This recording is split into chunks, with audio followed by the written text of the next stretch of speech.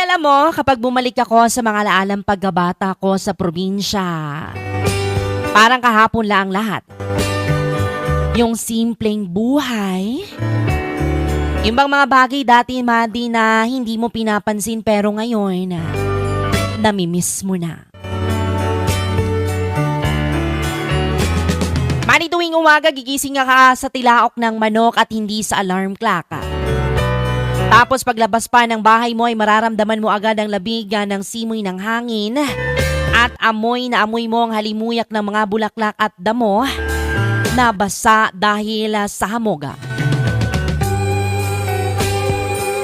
Yung tipong hindi mo na kailangan magmadali.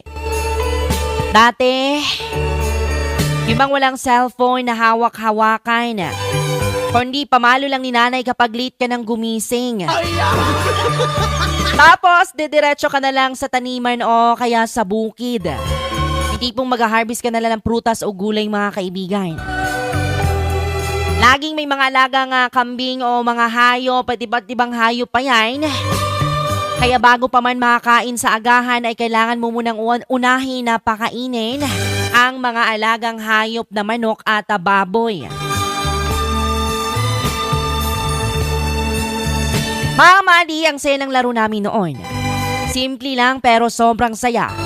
Yung tipong naglalaro lang kami ng tago-taguan sa may damuhan o di kaya gagawa kami ng mga baril-barilan gamit ang mga sanga at puno ng dahon. Di na kailangan ng gadgets noon, mga kaibigan, kasi sapat na ang kalikasan para mag-enjoy ka.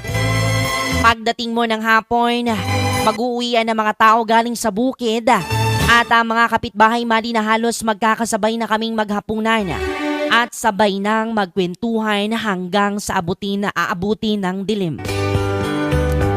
Yung tipong kahit simpleng buhay lang sa probinsya, dama mo ang saya at katahimikan.